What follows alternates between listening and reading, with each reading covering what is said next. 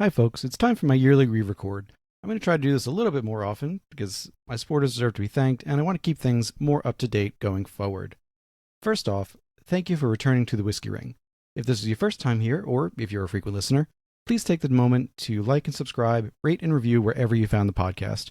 If you have suggestions for how to make the podcast better, or guests or topics you'd like to hear, please reach out to me at david@whiskeymyweddingring.com or via Facebook or Instagram. Second, I want to thank my vintage level sponsors, those at the highest level who keep this podcast going. Truly, without these supporters, I would have had to stop doing this a long time ago. Thank you specifically to Don, to John and Jim, Bill and Connor, Steve, Jake and Bill, Trevor, Michael and Jesse, Jared, Brendan and Larry, Logan, Patrick and Andrew, Dustin, Wade and Gavin, Daniel, and Justin.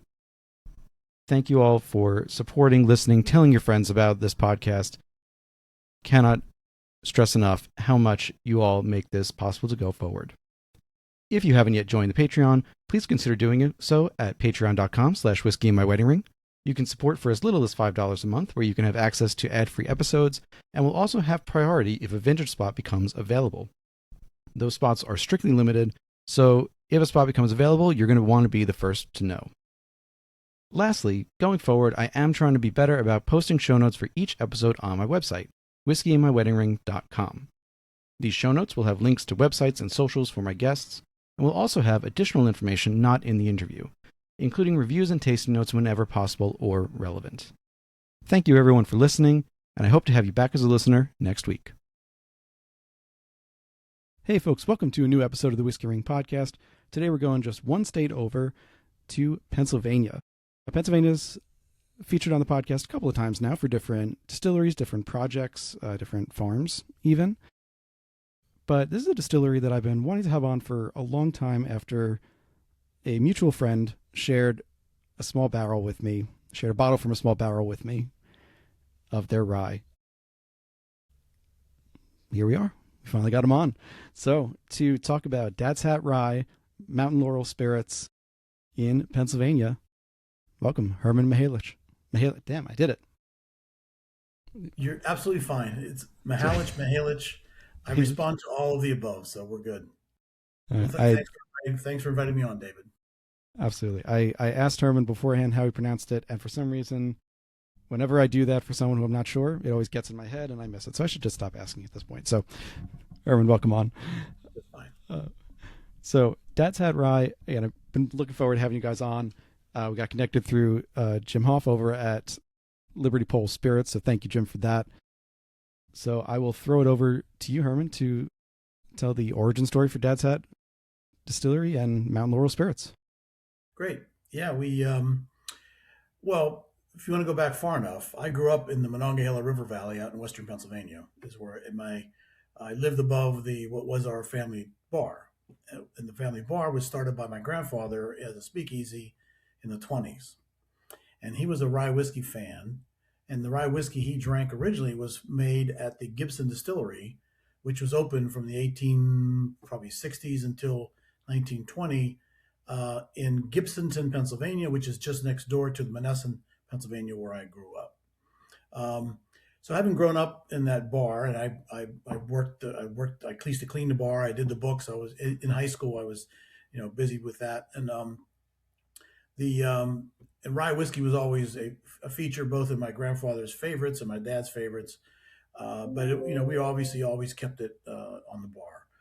In the 70s, we could still get some really fine local products like Sam Thompson rye, for example, which was made from the 1850s probably until it was then made by the Schenley Corporation through the 70s and finally went away. So by the 1980s, almost the only rye whiskey you could get in Pennsylvania at the time was Old Overholt. And my grandfather, when I was a teenager in the 70s, he moved back in with us. And so he would have his medicine before dinner, which was 2 fingers of Old Overholt rye. For that was his medicine. So it was always exposed to it in that way. And then I went off and did other things. I worked in the chemical industry for 20, almost 30 years, And there was an article in the New York Times in 2006 that said rye whiskey as a category, which was a dying category at the time, was making a comeback, mostly because of, for lack of a better term, hipster bartenders in Brooklyn. They wanted to make authentic Manhattans, old fashions, and whiskey sours, all those recipes that were built on rye whiskey over 100 years ago. They wanted to have those the authentic rye to go with it. So that caught my attention. Started talking to friends of mine, and most notably my business partner, John Cooper, saying, wouldn't it be fun to bring whiskey back to Pennsylvania? Because there was nobody making whiskey at the time in Pennsylvania. Michter's closed their doors in Pennsylvania, moved to Kentucky in '89. And after that, there was nobody making whiskey in Pennsylvania anymore. So we started up. We were the first distillery making whiskey again in Pennsylvania in 2011. After, we did a lot of research. We started in 2009 doing our backstory, the deep dive on how Pennsylvania ryes were made. We actually we did a deep dive on distillation technology at Michigan State University. They used to have a program there called the Artisan Distillery Program, and we went back and forth with them. We took rye from Pennsylvania, a local farm, sent it up there, and they worked on recipe development with us. We were able to run trials on there. At the time, they had a still similar to the one we have, which is a pot still with a hybrid column. And so we worked with them to develop the recipe we now produce, which is based on the old school Pennsylvania style, which is 80% grain, 20% malt, and no corn. So that's how we got started. So by 2011, we were up and operating, and we started selling locally. One of the advantages we have here in Pennsylvania, and a lot of people don't think of it as an advantage in general, but Pennsylvania is a control state, wholesale and retail. And since we were the first guys making whiskey again in Pennsylvania, we went to the state liquor control board and said, hey, we're buying grain from a local farm. We're making it right here in Pennsylvania. We're making Pennsylvania style. Are you interested in buying whiskey from us? And they said they would love it. And they said, well, if your whiskey doesn't sell, we won't buy any, obviously. But if it's successful, we'll be happy to support you as best we can. And they've been true to their word. 15 years. We started, probably 2 years into our after probably 2013, 14, we actually started selling through this system. And it's a challenge in some degree because there's a certain amount of bureaucracy involved, but it's also that one system has, I think, almost 600 stores. So if you want to be a product that's widely distributed in their system, you had better be able to make enough product to supply, because they're not going to dedicate their efforts to helping you in supporting your product if when they place an order, you can't fulfill the order. So we grew with them, and we're now for our some of our products are in over 400 stores in Pennsylvania. So not all of some of our specialty products are only carried in certain stores, the bigger stores and closer to bigger cities. But we've had a very positive relationship with the PLCB since we started. So that's how we got started. We all we do is rye whiskey. We play around. We have a relationship with a local orchard. We make apple brandy once in a while, and which we enjoy, and we sell locally. But we're basically rye whiskey is what we do. We do different expressions, different ages, different finishing, but rye whiskey is the basis of everything we do. But it's funny because you were on with also another mutual friend, Lou Bryson, on his podcast, Seen Through a Glass, just earlier this year. And he, let's say he's not a quiet critic of the PLCB. Yeah, well, it's because, I mean, look, the PLCB is, and I've talked to Lou about this, and he is very critical, but yeah, and he knows this. When I was a teenager and my grandpa's bar was still open, I would go with my dad, drive to the PLCB store to pick up some, whiskey and et cetera to serve in the bar. And in those days, I mean, I don't know, it's almost hard to believe because people, I mean, I'm 68 years old, so I remember these things. But I mean, in the 70s, you would go to a Pennsylvania liquor store. It was a counter, a bare counter, and a wall. That was it. There was nothing displayed. You had a book. You had to go into the book and get the code numbers for each of the products you wanted, write down the code numbers, how many you wanted. You give the slip of paper to the guy. He would go behind the wall, load up what you wanted, bring it out, put it on the counter, and you paid for it. So there was no shopping. There was nothing like that. So the evolution from those bad old days, which Lou is old enough to remember as well, to where now today my local fine wine, they come to Fine Wine and Good Spirit store. It's very well stocked. They have some great programs. I'm a bit of a I love wine as well. Um, they have a great the German selection wines are fantastic. They're competitively priced. Um, and yes, if you want to get a kind of a bourbon that you're not easy to get, sometimes they don't have it and they don't distribute it widely. They have lotteries for it. But guess what? It's not that much different than the rest of the country because you can't just walk in any store and get a bottle of Pappy, So, it's so I mean, but for the most part, they buy things that are people want. They're priced competitively. Some of the more exotic things you can't get, but in the case of wine, I have a winery in California that I really enjoy. I've enjoyed them for a long time. It's not the case for spirits, but for wine, I could order from California and have it shipped to my house. So yes, in spirits, but that's not Pennsylvania's not the only place where that's the case. You can't just ship spirits across state lines. That's breaking down right now. It's a very interesting and changing environment, but for the most part, I think they do a much better job than they did when I was a teenager in the 70s. Let's put it that way. So Totally fair. Totally fair. So there's a connection with Lou as well, going back to that original 2006 article in the Times. So the article was by Eric Asimov, who had, until just a couple years ago was their wine taster, the head of wine officially, but also did most of their spirits. And this article spoke about, like you said, there was the rebirth of rye. And it tasted 15 ryes. It was him, David Wondrich, Lou Bryson, and I'm forgetting one name, so I apologize.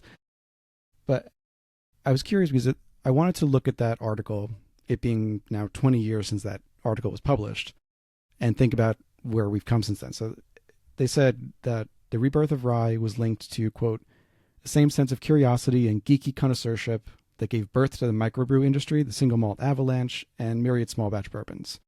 And that also, rye has been resurrected by whiskey lovers who want to preserve its singular, almost exotic essence, unquote. Now, I've heard you tell a story that one of the reasons that you also were able to get into rye, or back into rye, I should say, is that your wife read this article and found not all 15, I think, but 10 of them, yeah. Yeah, because there were some in that lineup that were, they were unicorns then. Although the one of them she got was Red Hook Rye. Now, do you know Red Hook? Yeah, Red Hook Rye sells for, I think one sold recently for $90,000, something like that. Yeah. Oh yeah. And so that was one of the ones that I got. Now that is long gone. So that's I drank them all. I don't keep whiskey. I drink it. So all those bottles that were purchased, there's a couple of bottles I didn't finish because I don't care for the whiskey that was in them. I'm not going to name any names, but there's a couple that I didn't like very much. So we still have a couple of those bottles sitting around, but the rest of them are all gone. Yeah, in looking at the line, it included the Black Maple Hill 18 Rye, Rittenhouse Single Barrel, Classic Cask, Hirsch. Like I said, the Red Hook alone, I think, might be the most unicornish of all of those. There were others that were more, findable and more affordable, like Old Potrero Single Malt Rye, which I'm calling out only because I got to taste it only last year, loved it, and then it was just, the distillery just closed down late in February. RIP to Old Potrero. But I think they're going to contract distill it, I think so, yeah. But the staff was laid off, so the facility itself, I think, will be. I don't know. I guess we're going to wait and see what happens with it. But and that, frankly speaking, that was not one of my favorites. But yeah, it's a pretty unique flavor. That 100% malted rye. We use a little bit of malted. If our 20% malt in our recipe, 5% of it's malted rye. But it's again, I'm not going to say it's good or bad. It's personal preference. No, of course, my personal preference is not that 100% malted rye is not a direction I would go myself. No, that's fine. I mean, not everyone's gonna like everything. Like I said, I loved it, but I mean, the tasters in the article flat out said like that was the one they did not particularly like of all the 15. I, I You don't know, remember that, but yeah, that's probably true. Yeah. so that's all to say that it's incredible to see the lineup that they created or found, and then in the 20 years since, some of those products are still produced, others are long gone unicorns. But the rye industry has, I think, we can say confidently, has been reborn and is thriving. Not just trying to It survive at is. this point, but it's thriving. It's still from a, I mean, generally speaking, from a small base. I mean, compared to bourbon, it's a very small base. And there's still a lot of people who, even people, I mean, we get visitors all the time who'll come in and they like whiskey, but they still, they'll say, okay, explain to me the difference between rye and bourbon. Why is rye not a bourbon? And so there's still, and not the hardcore folks, but there's people who are, I would say, fairly avid. So, they like whiskey, but they still haven't quite sorted out the difference between rye whiskey, and in particular, I mean, the style that we're producing, which is, the most of the, I would say, almost all the whiskey, rye whiskey being made in Kentucky, does contain a fair amount of corn. It's normally a fairly low percentage overall of rye whiskey, sort of right just above the minimum. So from a flavor point of view, those ryes are on a kind of the same kind of a spectrum as some high rye bourbons. They're not that far off. In fact, I've had a couple of distillers from the big guys tell me that one of the reasons is they want people to break the bridge from bourbon into rye.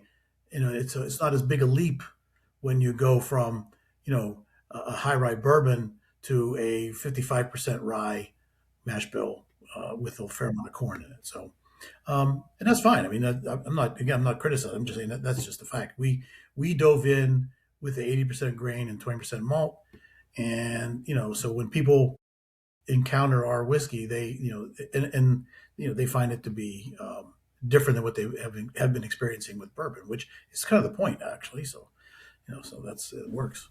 Look, personally, I'm not a huge fan of the quote unquote barely legal ryes. They can be very good, but I find that most of them taste too much like a high rye bourbon, as you just said. Like it's too much of a gray area flavor wise. So I prefer, if it's going to be a rye, give me at least like 60%, 65% even. So I really know that it's that higher. Go for it higher. Um, and so I want to jump back in your history for a second, just to say that you made a still as part of an eighth grade science project. That's correct. At Mr. any Romowsko time, science. yes, at any time between then and this article coming out, did you envision distilling for beverage alcohol? Well, my grandpap did a little bit. We had it. In fact, I have their still at the distillery, which is now federally registered, by the way. So it's currently legal. It wasn't in the 70s and in the early 80s when my dad, my grandpa were making. We had a pear tree in the backyard, and they used to make pear brandy. But it's a little 5 gallon still, and it was obviously illegal, but at the time. And I've run it. I've run the still a few times just for fun. I'll try some things at the 5 gallons, that little tiny scale. It's not terribly obvious. It's not that scalable because it's a whole different system. It's a moonshiner still. So, um, but I never really envisioned it as a career choice or a business until that article came out. And in the beginning, frankly, it was a bit of a joke. I mean, it was kind of like, hey, wouldn't it, sitting around having a drink, saying, wouldn't it be fun to bring whiskey back to Pennsylvania? And some people would say, yeah, have another drink. But I contacted actually early on. I contacted the PLCB, and I got some data from them about what rye whiskey was doing, and indeed from that 2006, 7, 8, 9, that the growth that was forecasted by the article was manifesting itself in the real numbers in Pennsylvania. So, and I did a little bit of digging around in other sources, and yeah, indeed, it was again from a very small base, but the growth was there. And so I took a flyer and wrote a business plan, and John and I went out and talked to potential investors, and we rounded up a bunch of guys. Most of the, I'd say the majority of certainly the early investor were guys that John and I went to college with, and so that's how we got started. And you said that also you grew up in, well, I have it listed as Pittsburgh, the Pittsburgh area. Yeah, I grew up in a town called Monessen, Pennsylvania, Menneson, yeah. which is right on the Monongahela River. In fact, I'm actually wearing. I thought about this. I'm wearing a Willie Pittsburgh Steel shirt. That's the logo of the Willie Pittsburgh Steel Company, which was there, and it closed in the late '70s. I actually worked there 2 summers when I was in college, but it was a that was a steel mill in our town, and I could from my bedroom window. So my grandfather, when he started the speakeasy and the bar, he put it 2 blocks up the hill or 3 blocks up the hill from the mill gates. Every shift change, 8 o'clock in the morning, 4 o'clock in the afternoon, and midnight, all the guys coming out of the mill, many of them walked to work. So they would stop by on their way home for usually a shot and a beer, and some pickled eggs and pig's feet and all these amazing things, and that was it. It was a shot and beer place for guys going to and from, and a neighborhood place that in right near the. So I could see from my bedroom window, I could actually see the Monongahela River past the right past the steel mill. So that's where I grew up. I mean, I was thinking too that one of the defining aspects of the growth, particularly in Pennsylvania, of rye coming back has been some people mistakenly call all Pennsylvania rye Monongahela style, and we know it's not true. There's the eastern and western divide. There's different mash bills that are going to reflect that. But having grown up in western PA, now with a distillery in eastern PA, I feel like there's been more ink spilled about western Pennsylvania's rye revival around that Monongahela region, especially with the Whiskey Rebellion history over there. Do you think that eastern Pennsylvania's rye revival has been undersold a little bit? Well, it is confusing because the Monongahela style was popularized by a lot of those distilleries out in Western PA, hence the name. The we think I mean, and we're going through the guild is kind of trying to define this a little bit better. But I frankly think what I'm practicing is a Monongahela style rye, regardless of where it's produced, with the 80% grain, 20% malt, no corn, sweet mash, temperature controlled environment for aging, all those elements that were this signature of the style. We're practicing that. That's what we do. So, and that's the style I grew up. Yeah, I was a teenager, but I remember, when my grandfather asked for 2 fingers, I was usually the guy pouring it for him. So, I have a memory of that Sam Thompson, and there's other rye whiskeys from back in the day, and so that's kind of what was kind of my guiding force is that style. So now there were, I mean, Michter's was in Lebanon County. You had Rittenhouse Rye was made in Philadelphia, right near the riverfront. And even though they talk about their background, they like many others of the brands who have left Pennsylvania have changed their mash bills to really the Kentucky style. They're a fair amount of corn. So even though they have those roots, they're not. Although just recently, is Jim Beam, who owns the old Overholt brand, has come out with the A Overholt, and they're leaning big time into the Pennsylvania roots, and they've changed their mash bill back to the 80% grain, 20% malt mash bill. They're leaning into the Monongahela style. They call it a Monongahela mash on the label. So just to give a kind of a not thumbing my nose because frankly I think what they're doing is fantastic. It's drawing attention to the style, but now we're putting on some of our labels Monongahela mash too, just because they did it. So we're copycatting off of A Overholt. But yeah, I mean, so they're leaning into it. We're actually hoping. I mean, it's been out for a while now. I'm not sure if it's been as much of a success as they may have hoped, and they're kind of sailing into the winds of right now the choppy waters of the whiskey industry. But but so I think they're attempting to draw attention to that style, not necessarily saying it's not being made in the Monongahela River Valley. So Yeah, I mean, I was going to mention that later because you had told Off Topic Whiskey back in 24, around the time that Jim Beam brought out A. Overholt, that you're saying, let the big guys spend the money to educate the consumers on the Pennsylvania style rye. It benefits absolutely, people, and they've got the money is the thing. Even in downturns, they've got the money. they got So more I mean, than my sure. yeah, like, right. My question was going to be: do you feel like the reentry of these companies into the space has led to any benefits so far? But it might be too early to tell. It's a little too early to tell. The awareness is definitely up.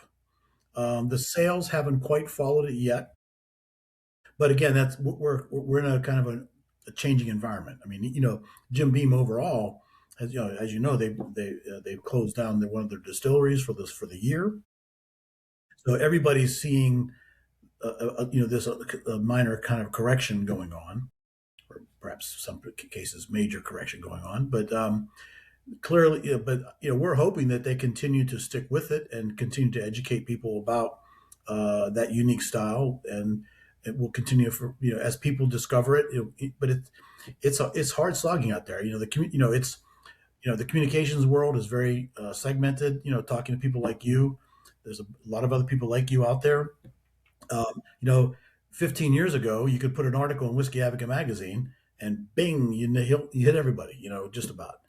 Now, it's so fragmented. It's a heavy lift for small companies like us to get the word out. So having Jim Beam, who's got a much bigger shoulders than we do and a much deeper pockets, if they continue to move that, push that down the road, yeah, we're enthusiastic that will have an effect. We're going to try to help move that along. The Pennsylvania Distillers Guild, it's been a little, we're not as well organized, and I take part blame for that because I'm one of the officers. But when you have a lot of small businesses, it's hard to you get trying to juggle your priorities between your own business and the guild. But the guild's starting to make some progress. We have some people who are contributing very well to it. You mentioned Jim Huff and Matt Strickland from Iron City now, which is a new entrant, and we've got people around the state now. We're trying to coalesce around um, both promoting Pennsylvania rye in general and eventually coming up with criteria that will enable us to put a special sort of a stamp on Monongahela rye specifically. So we're going to start with. Right now, we're working on getting the state legislature to proclaim rye whiskey as Pennsylvania's native spirit, something like that, just to use that as a way to sort of develop some momentum and something to communicate that everybody in the state, regardless if you're making, because there are people making rye whiskey that aren't, well, I wouldn't call the Monongahela style. They're using some corn, they're using wheat, they're doing a lot of different things, and but I think in general, it's a good way to help raise awareness of the category in general, and then we'll start working on slicing and dicing into this specifically is Monongahela rye, and using that as a second wave of the communications. So just a quick question on the Sam Thompson rye before I forget. I did not have a chance to look this up, so my apologies for this. But was that a Monongahela style? Yes, Sam Thompson was originally made in the 1850s, I think it was, in outside of Brownsville, Pennsylvania, which is on the Monongahela River. Um, it's it's upstream from the town I'm from because the Monongahela River flows north. It's one of the only rivers in North America that flows north, and so Brownsville's further upstream. Monessen, where the Gibson distillery, which was the one my grandfather drank from, was right near Monessen. And as you went further downstream into Pittsburgh, but even Shenley, which is a very venerable brand, it was until they started making lesser expensive blends. But they're on the Allegheny River, so okay. But they were making Monongahela style whiskey, so so you could, but even though they're on the Allegheny, Sam Thompson, and I don't know the exact dates, and there are people out there. If you talk to some like Sam Komletic, probably knows this off the top of his head. But at some point in time, they started toll producing. They toll produced some of their production with Michter's for a while, and then they toll produced some of it with at Shenley. in the Shenley distillery, and in fact, until probably the late '70s, I think. It's because I remember my father, my grandfather being able to buy Sam Thompson in the late '70s. That was certainly made at the Shenley plant in Shenley, PA. And Sam Thompson was a Monongahela style rye, and it was only 4 years old. People like to complain about. I get questions all the time. You have a bottle of whiskey in front of you that's 8 years old. We've been making 4, 5, and 6 year old for in our straight ryes. People keep saying, when are you going to get older and older and older? And I'm like, I remember drinking Sam Thompson. I've had Sam Thompson recently from bottles that have shown up from very generous people brought them by, and it's delicious whiskey. It's absolutely delicious whiskey. It's true to the style. So the Sam Thompson, it says right on the label, aged 4 years. That was it. So they made their whiskey was really exemplary. I mean, it was really that Sam Thompson rye that was come out of Shenley, and the Shenley ryes back in the old days, they were really good until they switched. Like when I was a young, that's probably in the '60s, there was a product called Old Shenley, and Old Shenley was a blend. It was like a Seagram 7 blend. So they really went from making premier whiskey to making the more diluted blends that really were not in the same caliber. But it's interesting. Just a little fun little side story. I don't know if I told this one to who else I've told this to, but when I had a bottle of someone brought me a bottle of Sam Thompson, which got consumed, of course. It was only half full when I got it. So, but on the label it says produced in Aladdin, Pennsylvania. And so that when I was filing our paperwork with the TTB when we first started, there was a gentleman who had retired from what was the ATF, the TTB, who was helping me fill out the paperwork. He was a retired guy. He was a consultant. And I showed him the label. I said, "Where's Aladdin, Pennsylvania? I never heard of it." And this is pre-Google, basically. And so he said, "Oh, Aladdin, Pennsylvania is a warehouse in Shenley, Pennsylvania. And the Shenley company set up this warehouse, gave it a city name or town name called Dillinger, or not Dillinger, Aladdin. And they would ship the product in bond from Shenley to Aladdin. That way they could put Aladdin, Pennsylvania on the label, and people would look at it and go, they wouldn't know it was coming from Shenley. And so now if you Google Aladdin, Pennsylvania, Google will point you to the warehouse in Shenley, Pennsylvania that's still there. So that's a fun little story. The ways they get around. I love it. I love it. So just I have so many questions, but just in the interest of time, move on to the next one, which is, you're now located in the suburbs of Philly in a converted wool mill. I've been asking guests more and more about this question, about finding their space. And particularly in your case, since you were the first distillery since Michter's had left to be in Pennsylvania, there weren't a lot of examples to follow, should we say, at that point. So what was it like finding this wool mill and this place that you could visualize a distillery being born into? Well, that was a difficult issue for us in the beginning. My background, my professional background before doing this, I worked in the chemical industry for a long time, and I'm a chemical engineer. The nuts and bolts part of it was something that was pretty much in my wheelhouse. I felt very comfortable with that part of it. Now, finding the right site. First, John and I had this kind of romantic idea that we were going to find a farm somewhere and put it on a farm. And unfortunately, not all, but the older farms in Pennsylvania, the style of barn you often find is called a bank barn. And a bank barn is a barn that's built against the side of a hill or has a earthen bank that goes up to the second floor. And so the first floor, the ground floor, was typically where you kept your cattle and your animals, and then the main floor was up above that. So many of the places we were looking at, we thought how cool would it be to put in a barn? And then the reality of putting all that equipment sitting on the first floor in a wooden barn fire hazard and all the other issues, we quickly realized that that was a romantic idea that would be very difficult to execute. So then we started looking at industrial spaces, and some of the industrial spaces we looked at were pretty generic, industrial, warehouse, developments and industrial developments, not terribly, nothing remarkable about them. And just doing a search and wanting to stay in Pennsylvania, and I actually live in Bucks County still, and so this location at the in Bristol showed up as a looking for tenants in an industrial property, and it had looking from the nuts and bolts point of view, it had all the elements I was looking for. They had high pressure gas service, they had concrete floors, high ceilings, all these kind of things that I was looking for, all came together. Plus, they were part of a development. They used to be called a Pennsylvania Development Zone, I think. The rent was reasonable. The space was there. It had all those other technical, three-phase electric for the electric motors. All those elements were all together right there. So that's how we made the choice. And just so happens that Bristol was undergoing a renaissance at the time.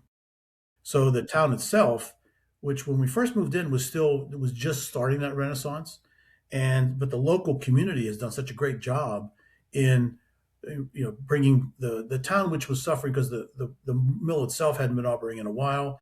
Meant a lot of the vitality of that area was linked to a United States Steel plant in Fairless Hills, which is right up the river. That place had closed, so the local commercial development people, Bill Pezza, for example, they were really energetically looking for new businesses to move in, doing all they could to help support it. So, like now, we have in addition to our tasting room and our at the distillery, we have a satellite license down on Mill Street, which is the main drag, the commercial street in Bristol itself, and that's been well supported by the community. And now that there's all these other businesses opening up, restaurants and bars in that district right near the waterfront, that's had a knock-on effect in a positive way to attracting more customers to our brand and visiting our tasting room and learning more about our business. So that it just kind of came together.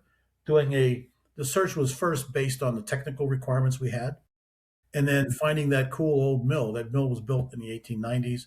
It's a really cool old building, and so they kind of fit the kind of an old timey branding that we wanted to associate with our business.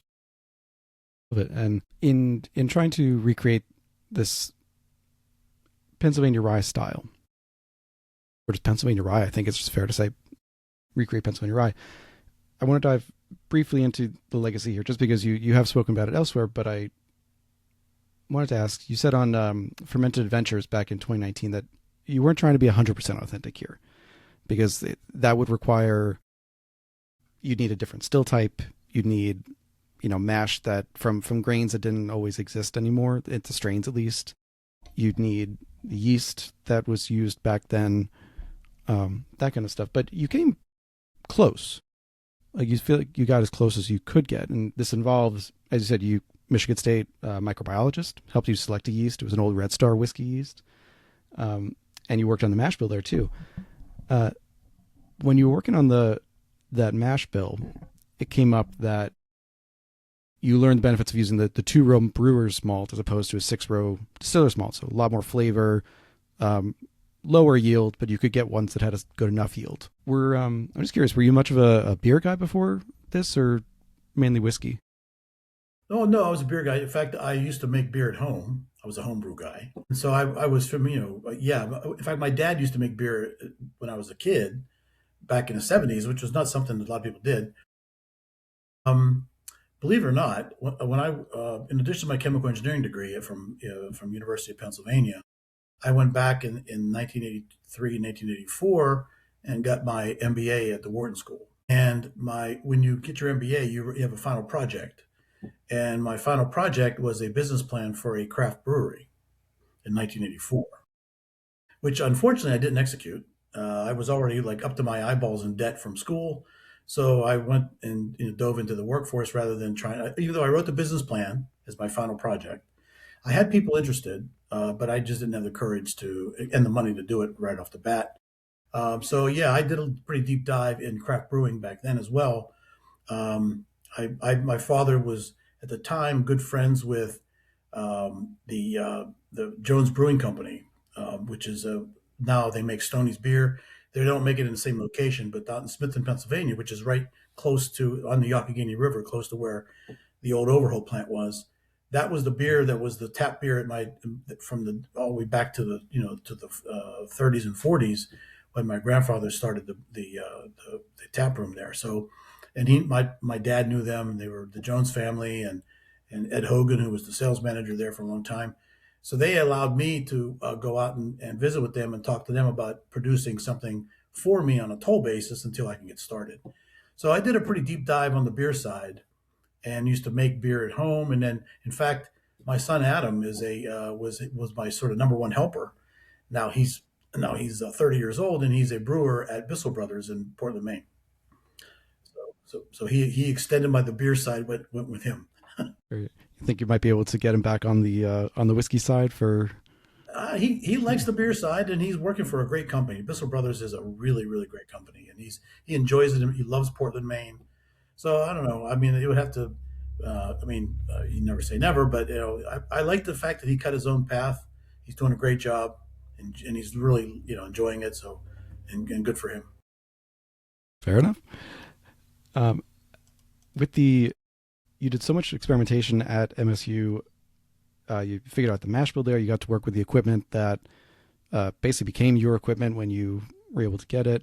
Carl Stills, which I'm just pointing out. I'll have some of these technical notes in the show notes that go with this episode, just because they're out there. They're, as Herman was saying before we started recording, you guys don't have secrets. Like, you're pretty much out there with whatever you do. So that's where you'll find sizes of the stills and the yeast that I was mentioning. But I'm bringing up the MSU microbiology also because with the Carl Stills, you said you had the Carl Still because at that point when you were thinking about it, Vendome wasn't in the craft market yet. And we've been talking to a couple of recent guests who were working with Dave Pickerel, and after he moved on from Makers, and he kind of got a Vendome setup that he liked, and a lot of these distilleries then had that setup because they had worked with Dave. Now, when you were getting set up, this was before then. So you're working with Carl Stills, German Stills, very well known. It's fun to see how widespread their use actually is. Everyone just thinks everyone has got a Vendome still, and that's not true. No, I mean Carl Still was really kind of because I called Vendome in 2009, and they really didn't know what to think. They were like, "You want to make whiskey in Pennsylvania?" Because you got to remember, even though there were brands already starting in the late 2007, 8, 9, they were almost exclusively purchased whiskeys. Whether it's Whistle Pig or all these guys, they were buying either MGP or Western Canada. And so the idea that someone's going to make whiskey in Pennsylvania, they were like incredulous, and they weren't. To be honest, they weren't terribly supportive of the idea. So it just so happened that Carl, their sales representative in North America, Nicholas Haas is his name. He still lives in the Philadelphia area. So I sent an email, or maybe I must have sent an email, I guess, and I said, hey, I'd like to learn more about what you do. And I went and had lunch with Nick, and he said, hey, we have this program. Their equipment was at the equipment at Michigan State University. So they're the ones that connected us with Michigan State. And Nick said, hey, why don't we do these 3-day seminars? You can go up and do a deep dive on the technology, and we'll just kind of hold your hand and show you what we do.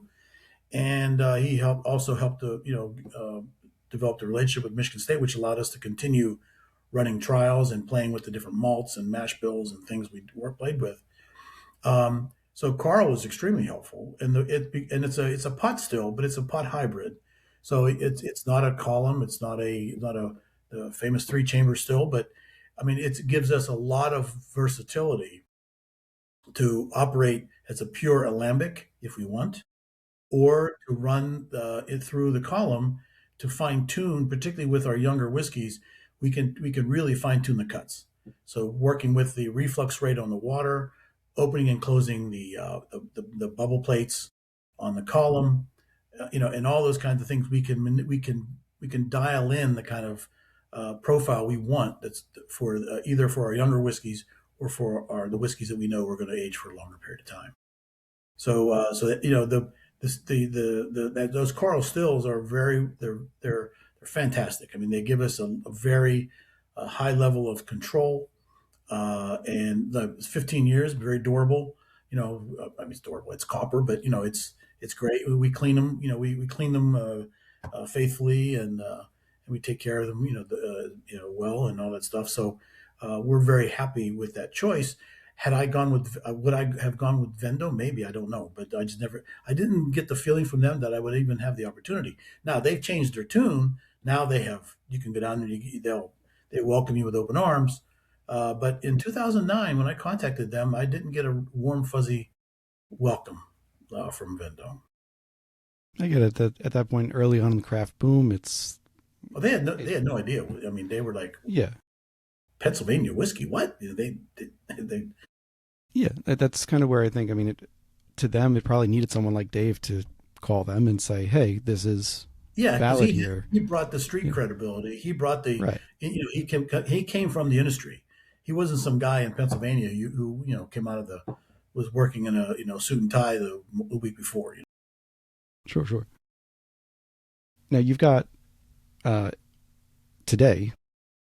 You've got another chemical engineer on site, Travis, Travis. Yep. who's studying your fermentation processes and making, if I heard this right, he's making a proprietary process. You can either inject the steam directly or use a cooling jacket for fermentation. No, that's we've had that from the beginning. Oh yeah, okay. No, So but most of the work that Travis has done has been on the mashing side. The fermentation side is pretty well nailed down from the beginning, but where Travis has done a lot of work is on the mash conversion side and on the manipulating the column on the cuts, and helping me have the courage to push the cuts a little bit so that you know you want to be careful. In the beginning, I was very concerned about taking cuts off the still that might have been too rough, so that I would have to wait a million years for the whiskey to be ready to drink, and by that time it would be out of business. So we had to be able to dial in lighter cuts for younger whiskey that would be palatable, delicious, easy to drink, and all that stuff, but yet be able to now, since Travis has been there for now 10 years, dialing in, deeper cuts and playing with whiskey that is built to age longer. And so we've been working on that for a while. But the other side of what Travis has done a great job with is if you talk to some distillers, the rye grain is always sort of like it's a little scary to work with sometimes. And so talking to people in the industry, both from the enzyme suppliers and other people in the industry, learning more about the temperature ranges and how to run the mashing process to get optimum extraction and conversion of starch to sugar, which helps reduce the horror stories that you hear about, rye being sticky and foamy. If you do a good job on your temperature control, and we have the ability to do that in our mash tank, with a chilled jacket and direct steam injection, we can manipulate the temperature over time in a pretty precise way, which allows us to get really good conversion and extraction. I was holding this question for later, but I think it's worth asking now, which is 15, 20 years ago, maybe even 10 years ago, those horror stories of rye just foaming over and creating a mess and gumming up the lines into the still was kind of taken as gospel. That if you work with rye, this was just going to happen. Never mind that places that were making huge quantities of it, like an MGP, Seagram's, LDI, whatever, what have you, depending on what time this was, were making huge volumes of rye with no such problems as far as we know. I keep hearing more and more now that's about, like you said, the good fermentation, the proper amount of enzymes in there, the balance of malt and, if needed, exogenous enzymes to get there with temperature control. It feels like we're getting to this point where there's not really an excuse anymore for saying that rye is such a pain to work with, because the answers are there now and they're kind of well known.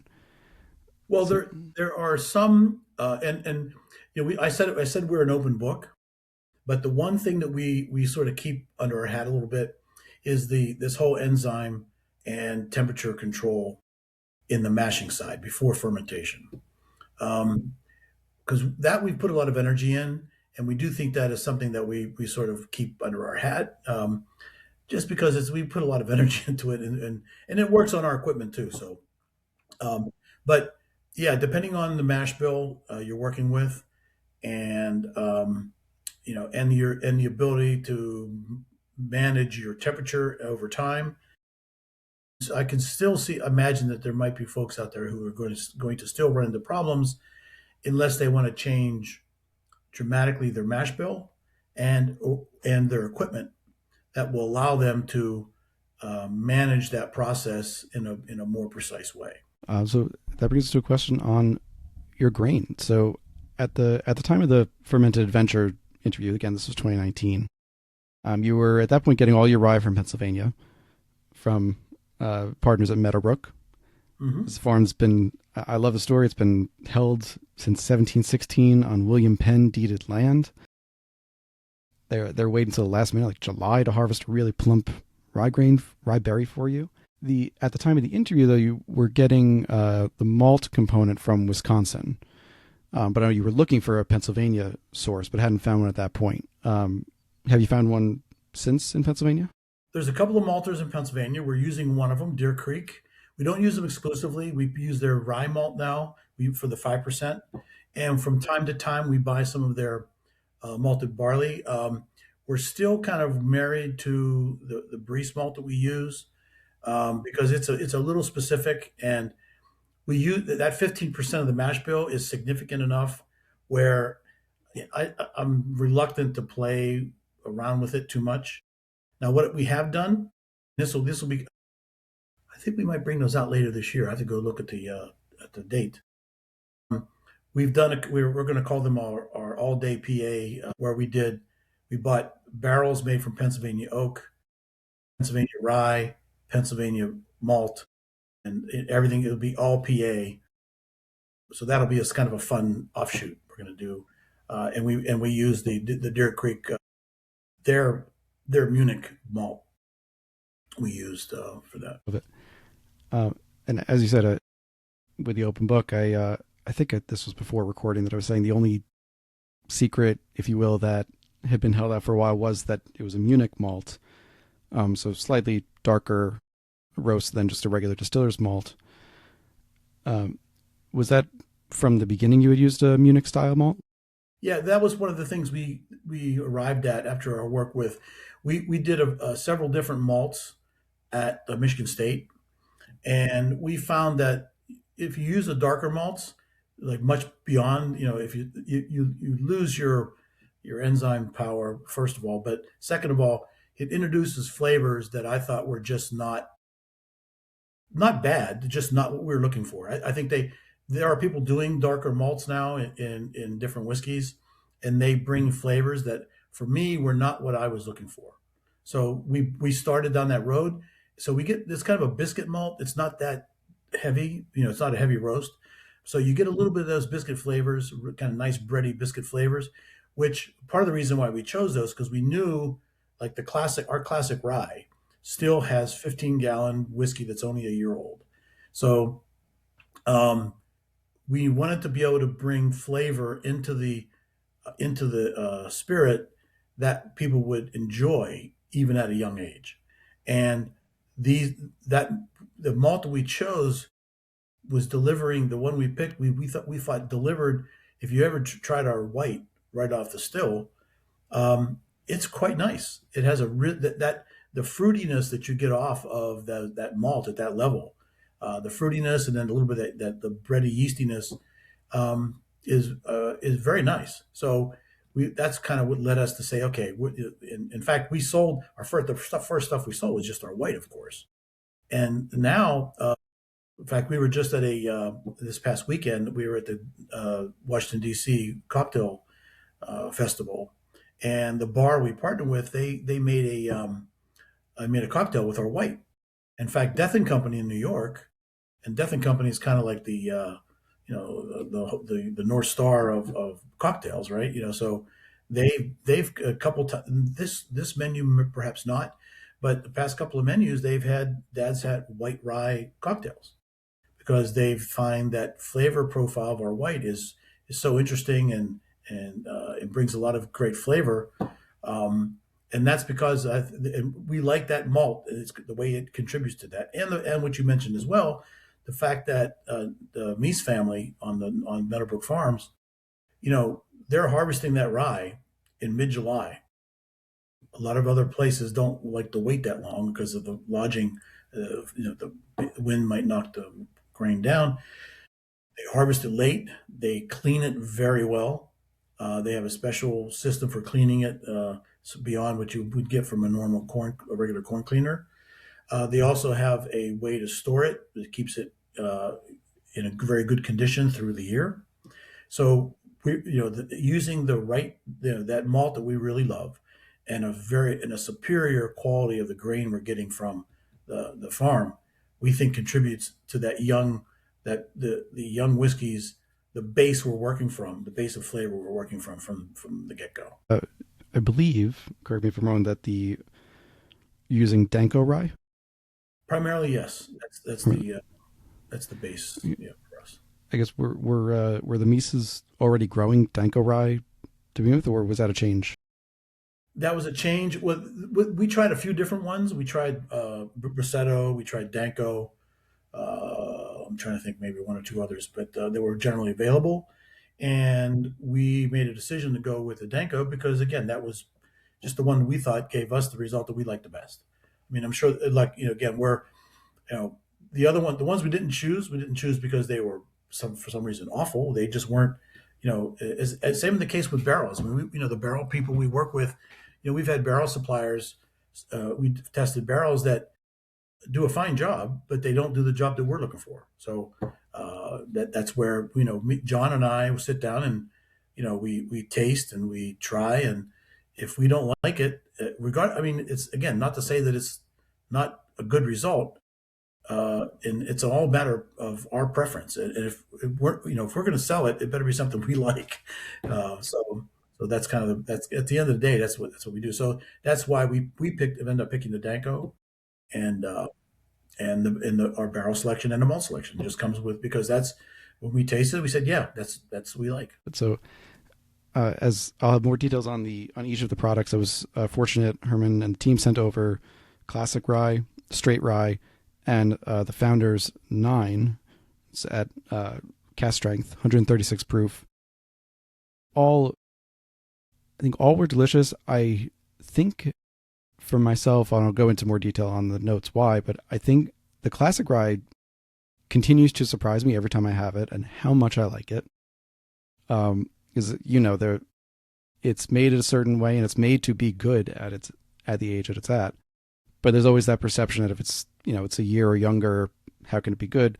This one can be good.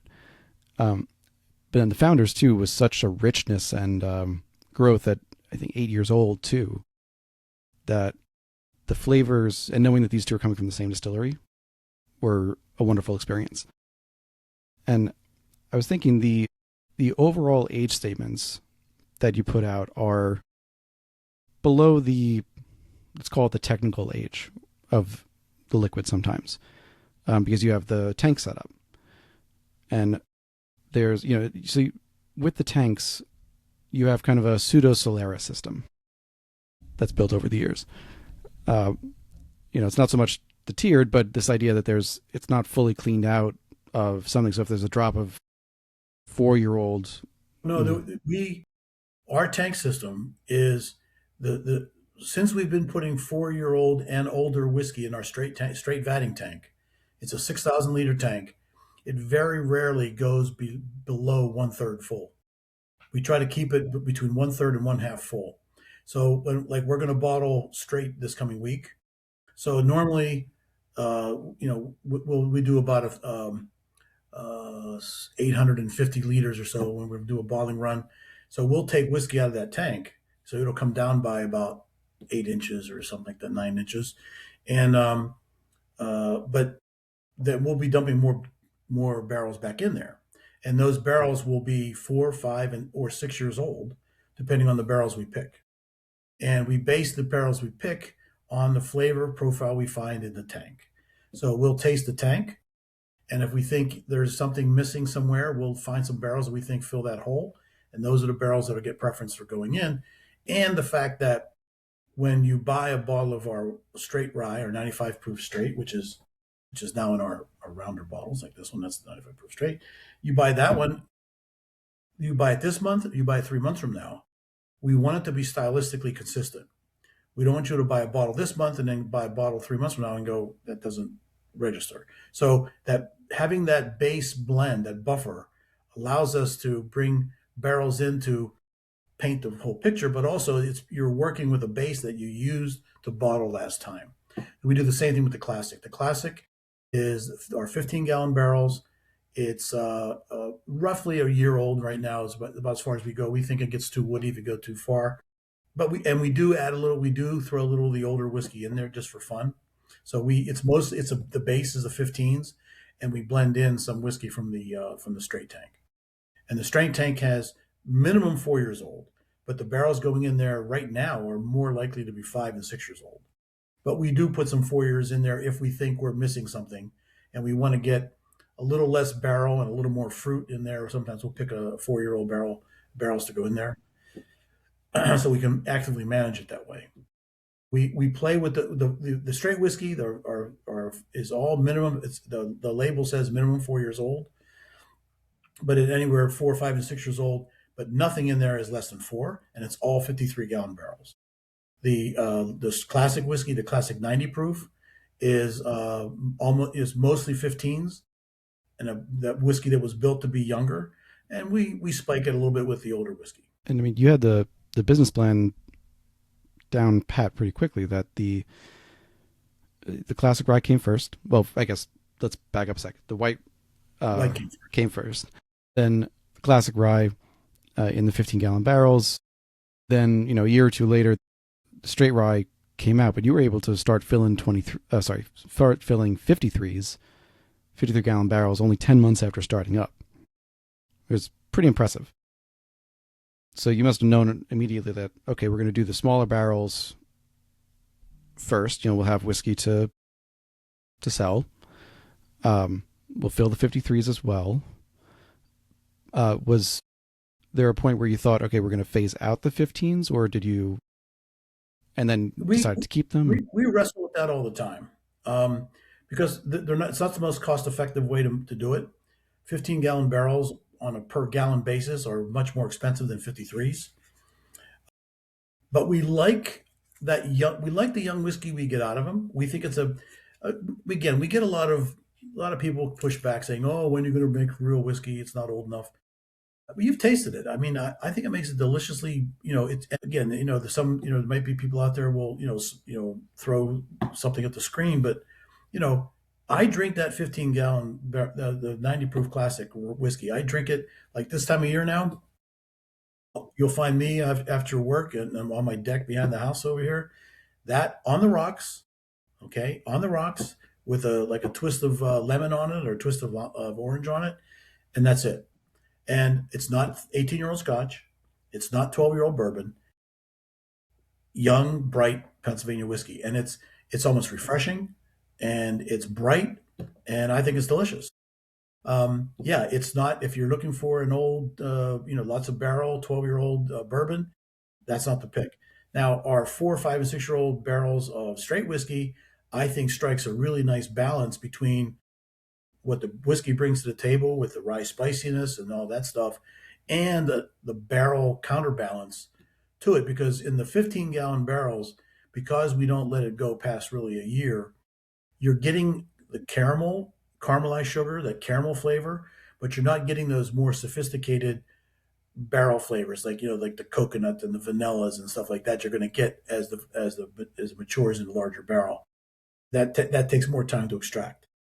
So in our older whiskeys, you start to get some of that. You get more of that, that more barrel, the higher barrel influence that balances against the whiskey that has been tailor made to go into the bigger barrels because we know it's going to sit longer.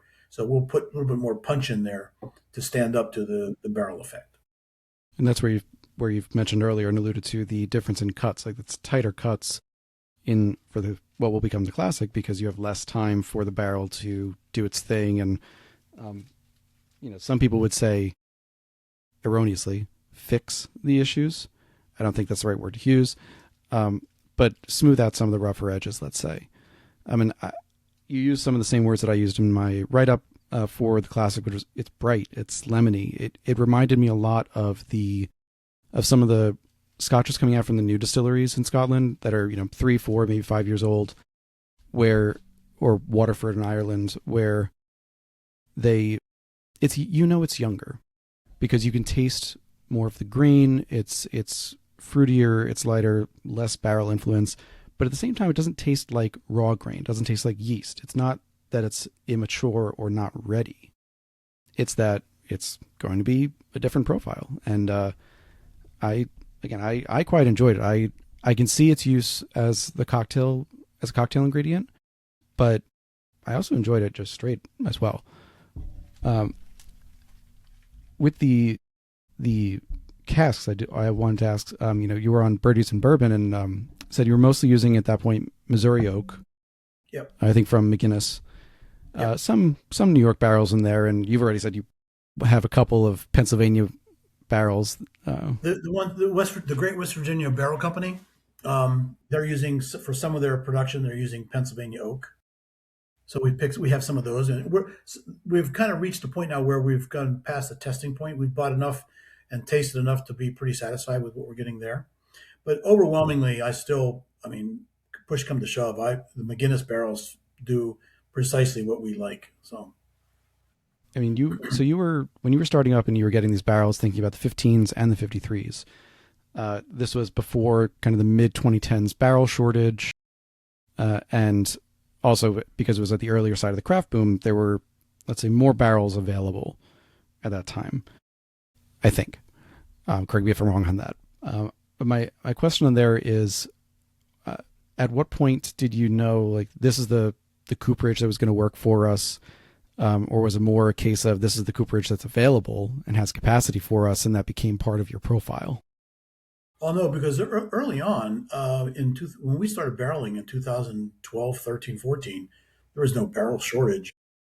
Uh, I mean, the meeting we had with, or the connection we made with McGinnis was completely serendipity because John was he was on vacation in California and he was visiting a winery, and at the winery, I don't remember which one, they had a cooper there who was originally from Scotland. And John, I think, was getting a little disinterested in the tour and was lingering in the back of the crowd and struck up a conversation with this Scottish fellow. And John loves Scotch. He has a really great affinity for Scotch whiskey. And the guy said, if you want to quit the tour, we can go back to my office and taste some Scotch. And that's what John did. He went back. He didn't finish the tour. And this fellow, and I'm sorry, I don't remember his name. This is a long time ago. He told John, he said, hey, if you want some really good barrels, contact these guys on McGinnis. So he introduced us to the folks at McGinnis. And so so we started with them on his recommendation. And that's how we got started with McGinnis. And from the get go, we liked the barrels they had. We heard good things about them and other people who were using them. And the results we started getting, even in the small barrels early on, we liked a lot. And then in the first 53s we were harvesting, which would have been, we were harvesting probably we started with harvesting 3-year-olds. So the 3-year-old barrels, which qualify as straight, but not quite 4 years old yet. And that would have been in 17 and 18. So by that time, we were already saying, yeah, these are the guys we like the best. And it just so happened because we had developed a relationship with them early on, during the sort of crunch time in the 1920, whatever that was, And we frankly we were still, in the grand scheme of things, not one of we were probably their smallest, one of their smallest customers. Even though there was once or twice they would call us up and say, hey, things are a little tight. Can we manage through this? And they were always very accommodating, and they were just great people to work with. But for the most part, we weren't taking so many barrels it was going to put a dent in their overall ability to supply the market. So we were fortunate that we had developed a relationship with them early on, and they were always very gracious with us and working with us to manage through supply issues, and taking care of our own specific issues we may or may not have had. And we can't leave the California connection without talking about the connection with Via and the vermouth. So this was going back to, in one of the earliest interviews you probably did was with Market Whiskey Cast back in 2013. Oof. Saying that but this was 2013. I mean, it was a year or two after production started. You were already talking about the vermouth finish rye being available. And it sounds like John had a lot to do with it to bring it in and say, "Hey, let's try this." And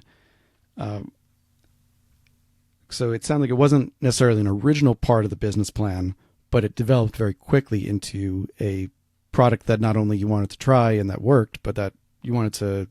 I mean, it's had staying power. It's still around. It's still around. Yeah. We it started with John again, he's a big Scotch guy. So he was like, hey, in Scotland they do a lot of sherry cask finishing, port cask finishing. And initially we tried just a little bit. We played around with sherry in the beginning, and the only thing we could get our hands on at the time was a Fino cask, and we frankly didn't like that very much. But the idea of doing port with its fruity side, kind of balancing with the rye spiciness, we thought was a pretty good match. So we were talking about doing the port finish, and just as we were making that decision and how we might go forward with that, there was a liquor store it used to be right across the river from me up here. I live in New Hope, Pennsylvania. There was a liquor store. It used to be the Phillips liquor store in Stockton, New Jersey. It's now owned by someone else. But Dickie Phillips said to me one day, he said, said you should try this Via vermouth. It makes great old fashions or Manhattans. And so I took a bottle that he sold to me, their Via Suite, and John and I, when we first started, we weren't as busy as we are now, and so Friday afternoons was typically Manhattans in the lawn chairs outside the distillery, watching the trucks come in and out. So we made those Manhattans with the Via, and we were like, wow, this guy knows what he's talking about. It's a great vermouth. And so we went on their website and we noticed that they make a lot of different sweet wines, including port style wines. So we contacted them and we were able to get a hold of some of their casks. So that's the whole origin of where those came from. So it was originally supposed to be just port, and then but the vermouth kind of fell into our laps through when Dickie Phillips gave us that bottle. We tasted the Manhattans that we made from it, and we found out that we were able to get some of those casks. So that's how that started. Like I said, it's still around. It's a mainstay, and now that I think it was the first that did it, and then High West had their Yippee Ki for a while, For a while. And they've discontinued that. So as far as I know, you're still the only active distillery that has this product I line. heard I forget who, I heard there's another one in the States, but don't quote me, I don't remember who it is. And then I think there's this distillery in Finland who's doing it as well. Let's check that out. Now, in addition to the work that you've done on the rye, I think you have an understated role or an underreported role in the rediscovery of Rosen rye as well. Yeah, I like to. I mean, I like. It was at my initiation that Rose and Rye got back into the circuit. There was, we did a lot of research early on, and Rose and Rye was mentioned. Shenley in their old advertising from the 40s and 50s used to talk about Rose and Rye. We ran into early on. I met a fellow by the name of Sam Komlenik, who you may have heard of. I don't know if you know who Sam is, but he would be someone you could talk to. Heard of him, but never met him. He's he knows more about Pennsylvania whiskey than probably anybody I know. He grew up in a town in right up the river from Old Overholt. The Dillinger Distillery was in his hometown growing up, and he's been studying the subject ever since he was a teenager, probably. Um, and so I met him for. I'm not going to go through the backstory. That was a very wild thing. But anyway, I met him. He connected to Ethan Smith, who lives in where Michter's used to be, and we got invited down to do a tour of the sort of under the fence tour of the what was then the closed Michter distillery, not yet fully disassembled, and with Dick Stahl, who was the distiller there. So I learned a lot of that from him, a lot of the paper research we did, and it just so happened there was a. So I started calling around. I called Penn State University. I called all these places. Said, "Have you ever heard of this Rose and Rye?" And no one seemed to know about it. I called Michigan State, and they said, "Well, if you want to get a sample of it, because Michigan State is where it was introduced, Michigan in 1909," and so they told me you'd have to get it from the USDA because in the seed repository. So it just so happened about the same time there was an article written by a fellow at Penn State about he was doing a study of different rye grains, and so I contacted him and said, "Hey, Greg Roth is his name." So I contacted him and said, "Hey, could you go to the USDA, get some of this rosin, and include it in your studies?" So it was introduced to Penn State in 2014 or 15, and then I started working with Delaware Valley University, which is closer to me. So we started working with them right up the road here in. They're an agricultural school. Well, they're a university, but they started as an agricultural school. They have a big segment of their work as an ag school. So yeah, the Penn State stuff has been further developed, and then I've been working with Meadowbrook Farms with the Delaware Valley stuff. So now it's been grown in probably I think probably like 5 or 6 farms across Pennsylvania, and having started from 5 grams, takes a while to get bigger. So there's a couple of distilleries like Stolen Wolf is now they have some Rose and Rye that they're selling. We've sold a bit. We've been planting most of it back to increase the acreage, and um, the Huffs down at the Liberty Pole, they've had some as well. So it's starting to make its way into being used, but limited quantities because again, there's not that much being grown yet. It's getting more. Like our farm, I don't remember how many acres he's got coming up this year, but it's a lot relative to 5 grams where it started. Um, and we're finding, for me, the jury's still out on rosin. I mean, yes, having tasted it and it's off the still, I've actually sent it for chemical analysis, which doesn't tell you a whole story, but it tells you a lot.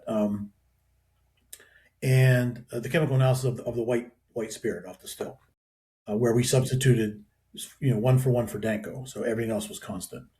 And so now we've got barrels aging. The first barrels that came off, yes, it has a distinctive flavor. Is it distinctive enough for people to make a difference? I would say the jury's still out, but yeah, I think it's an interesting development. We're having some fun with it.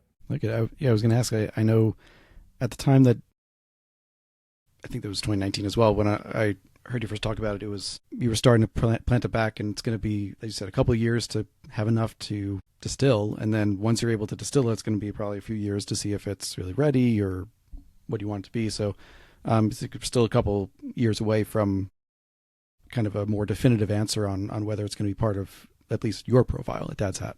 Yeah, I mean, I think we're going to probably. I think we'll. I'd like to have it as a separate product I think that will continue to be fun.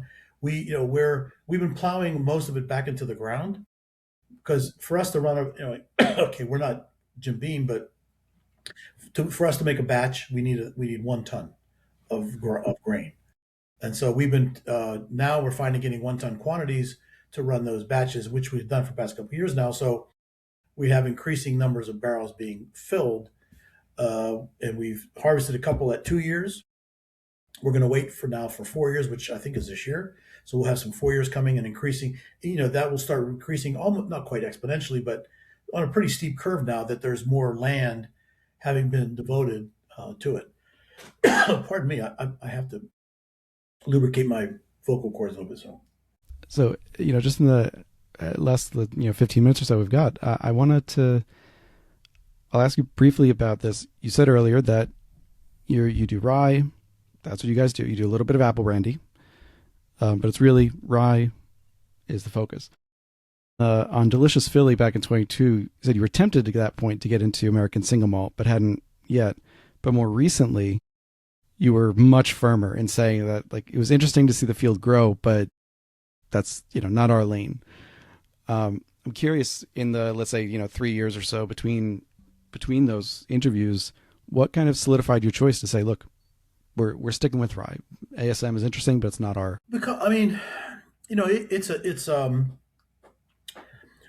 we're it's the market's gotten quite crowded, from when we started, and in order to be distinctive and stand out, you don't want to muddle too much your message.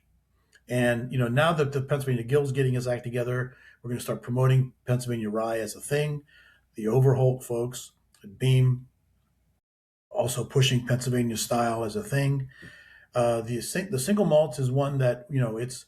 I think John would be really curious because again he's a Scotch guy, and I think he would be very curious to try it. I haven't closed the door on that right now, but in the current environment, where things are a little rough riding right now, spending the money to put all that cash into barrels, on a product that for us is not our main thing, that's just not going to happen. So in a couple years from now, if I get some extra cash and I feel like that's a lane that I could occupy, in a potentially successful way, we might try it because I enjoy them. I think what's being done is great. I totally support what's being done. I just think that, and we have the skills to do it. I mean, we know malts quite well, so I think we could do a good, nice job with it. No, it's again, it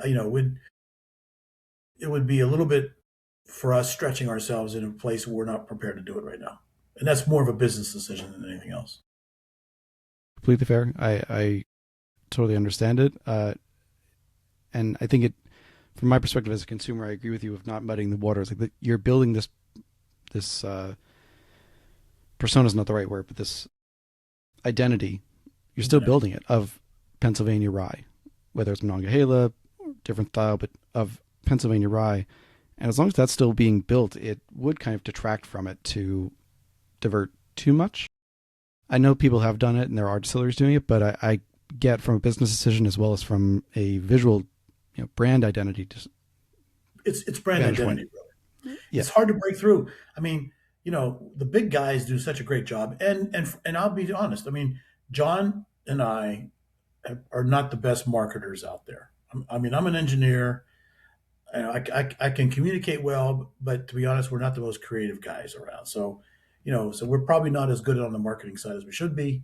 So, sticking to our knitting is probably the best option for now. So, that's what I would say.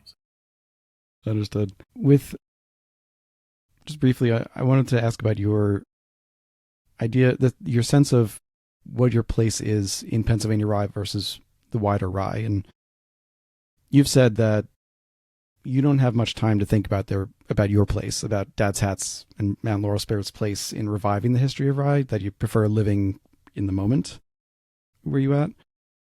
I'll allow that since we've had this conversation now, and it sounds like that's very much the case. That being said, are there times, whether it's people like me reaching out to ask you about it, whether it's maybe consumers coming to visit and saying, hey, you guys have been around a long time, like, what have you done in Pennsylvania rye, that you do have time now to reflect on the place that you've established in the history of Pennsylvania rye? Not really. I mean, it's because we're still a small business, so we've got we don't have the luxury of sort of sitting back and putting our feet up yet. I mean, we do sometimes over, maybe on a Friday afternoon with a couple of drinks. You talk about that kind of stuff, but right now I'm still focused on what's coming next. Don't really have the time and the luxury right now to reflect. And I mean, you said on WHYY just this past January, you said you do want to be part of the reason that Pennsylvania is back on the rye and whiskey map, and I think it's inarguable that you are. we've spoken about a couple of different parts of this, but where do you think the if you had to point to one thing that Pennsylvania rye needs to do to continue its identity building and its separation from the pack of other ryes or other whiskeys, what do you think is the biggest thing that it needs to do now? I think we're starting to do it finally. I think the guild needs to put our resources together and have a more organized effort, which I think is finally coming together. Um, Again, it's hard when you have a lot of small businesses because again, you're as I said, I have to be focused on the business, so it's hard to to divert your energy in a different direction. But I think everybody in our space, like Jim Huff and the Huffs out at the Liberty Pole and Stolen Wolf and Thistlefinch and now Iron City coming on the scene. So people like that are we're coalescing around an idea that we think can help raise the visibility, and I think that's probably the next step now. And I think we finally have a good consensus. I think we started by getting a little too far lost in the weeds, trying to split hairs and what's this and what's defining things in a really technical almost way.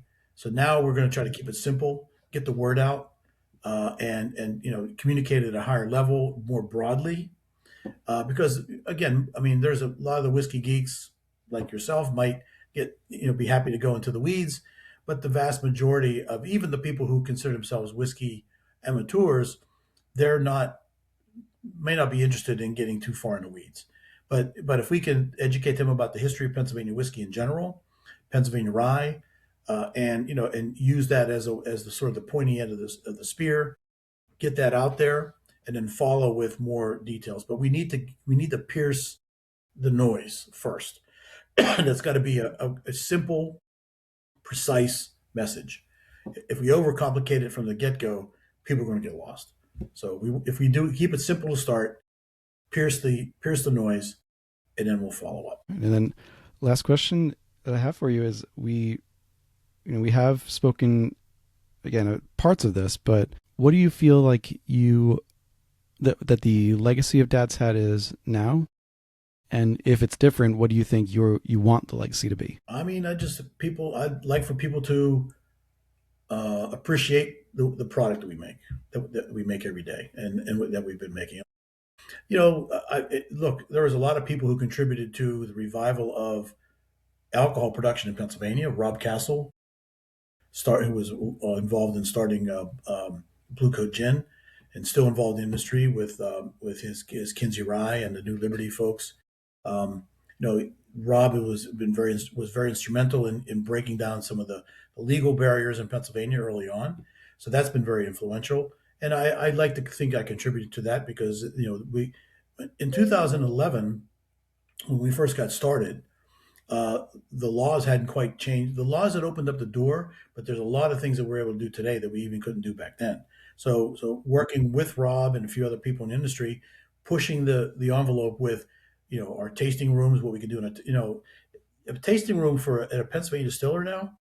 Our tasting room, you can buy our products as drinks, as cocktails, and buy the bottle, and any other alcohol product made in Pennsylvania by the serving. So you can come to it. So we do flights of New Liberty, Thistlefinch, and us on a flight board. If someone comes in and says, "Look, I'm not a whiskey person. I like gin," so we go, "Okay, Blue Coat Gin. We'll make you a gin and tonic. How's that?" We like beer. Okay, well, how about a Trogs? We'll give you some Trogs beer. So we can serve. We can't sell six packs, but we can. But this is a powerful tool for small distillers in Pennsylvania to um, to develop an economic model that helps support their growth. And that was something that Rob worked on early on, and a few of us other folks who were involved from the early teens. That has really helped spurn a lot of smaller guys who, frankly, they have no aspirations of growing into distribution, but they have a nice little business. It's an on-site business. People come to visit them, and they have they make some really fun products. So I think that's part of the overall legacy of what's happening in Pennsylvania. And I like to think I had something to do with part of that anyway. So I think you do. I can't argue against anything about that. And I really look forward to seeing what happens next at Dad's Hat. So Herman, thank you so much for coming on, for sharing the product, for sharing the story behind it. Hang out with me for just a moment after we finish recording.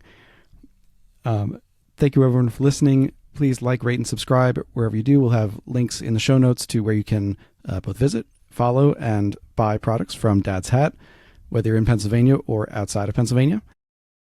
Thank you everyone for listening, and I'll see you all next week. Cheers, y'all.